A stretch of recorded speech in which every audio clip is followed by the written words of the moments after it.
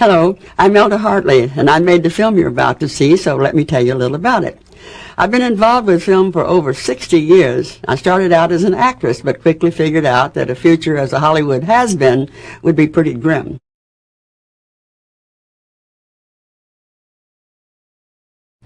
My late husband and I started our own production company, launching a long journey through the world of independent filmmaking. For the first 25 years, we focused on corporate productions, sponsored films, films for money. For the last 30 years, I've dedicated myself to films on spirituality and healing, making them for love, not money. I've traveled the world documenting the great religions and traditional cultures, probing the secrets of yogas, mystics, and folk healers. And it's fair to say I've been working in this genre longer than almost anyone. Being a labor of love, these films have given me the courage to follow my bliss, as Joseph Campbell would say. And some of the best thinkers of our time, like Margaret Mead, Joseph Campbell, Alan Watts, Bernie Siegel, Houston Smith, and Deepak Chopra, have understood this mission and enthusiastically participated in my films. And I sincerely believe that we can be helped by listening to the still small voice within. I hope this film will make it easier for you to hear that voice. Hello, I'm Elda Hartley, and since the man that is featured in the following video, Sai Baba, is so little known in the United States, I want to give you a little background. In 1973, I went to India with Dr. Elmer Green and some of his staff at the Menninger Foundation to produce a film on biofeedback. And we spent 3 months there trying to find yogis who could control internal states.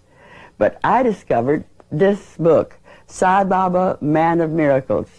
It excited me so much that I left the Menninger group for a few days and went to a conference where Baba was speaking. And the material that I shot there finally ended up years later in a film called Hinduism and the Song of God. And I'd like to show you a few excerpts from that right now. This was a conference of Sai Baba's followers on the east coast of India, held to discuss the organization and future plans of the many Sai Baba activities, schools, hospitals, help for the needy. More than 5,000 attended. Thousands more begged for entrance.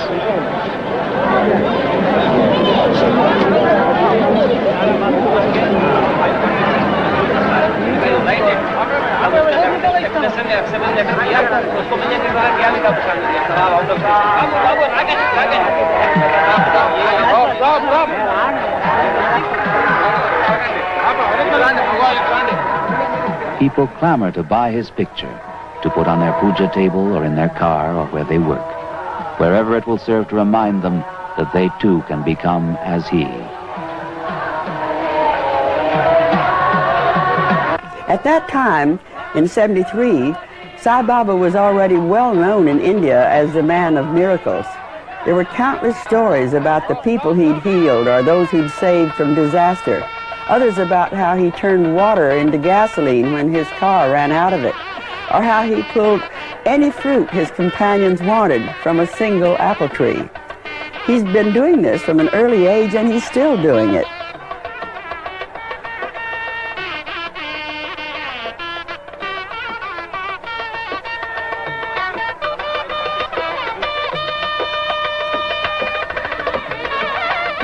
Sai Baba is considered an avatar, an incarnation of God, and when he appears, he is treated like a divine being.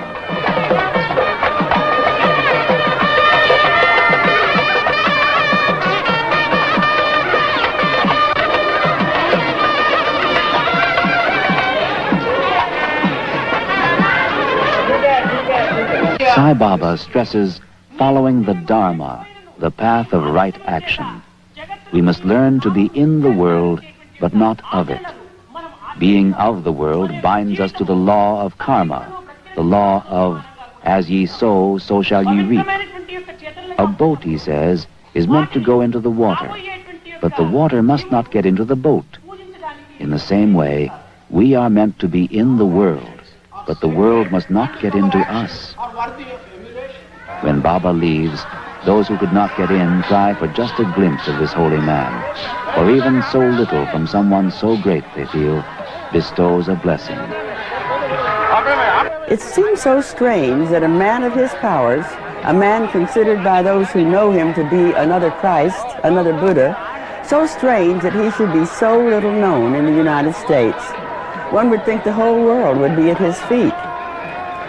Well, ever since then, I wanted to do a film about him, but the time was not right until last fall. But Baba doesn't make it easy to publicize him. No cameras of any kind are allowed inside the walls of the mandir where he holds darshan every day. And of the several films that I've seen about him, none of them ever had anything planned in advance, an interview. They were always just catch as catch can as he passes, as you saw in that film of ours. So knowing that this was the case, I wasn't disappointed at the difficulty of getting near him with a camera. People ask us, did you see him materialize something, or did you see him heal somebody? Well, yes, we saw him materialize vibhuti, and you will see it in the film. He just flips his wrist and hands a man this sacred ash, and he rubs it on his forehead. And we spoke to a number of people who'd been healed of very difficult diseases. Iris Murfitt was healed instantly of hepatitis. Another woman was healed of deep, deep depression, and a man of cancer. But I don't think that's the main story. To me, the real miracle is the changes that he has wrought in the daily lives of the people he comes in contact with. And we found that in abundance. Many of the people we interviewed told stories of transformation that were very moving. So you will see Baba taken with a telephoto lens, and you will see the life in the ashram. But mainly, you will see his works, the miracle that has happened in the lives of people he's touched.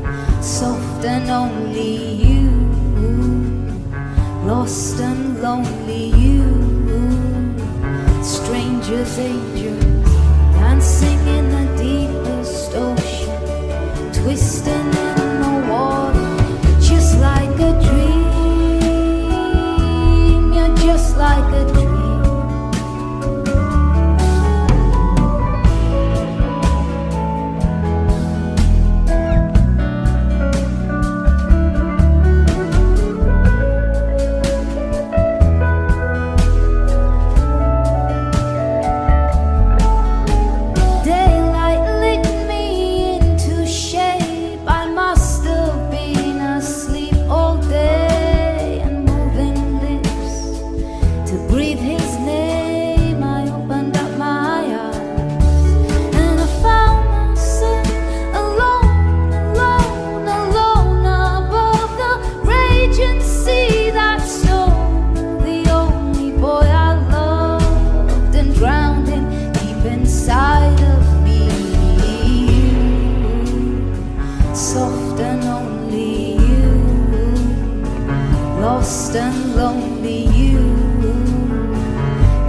like heaven. You, soft and only you, lost and lonely.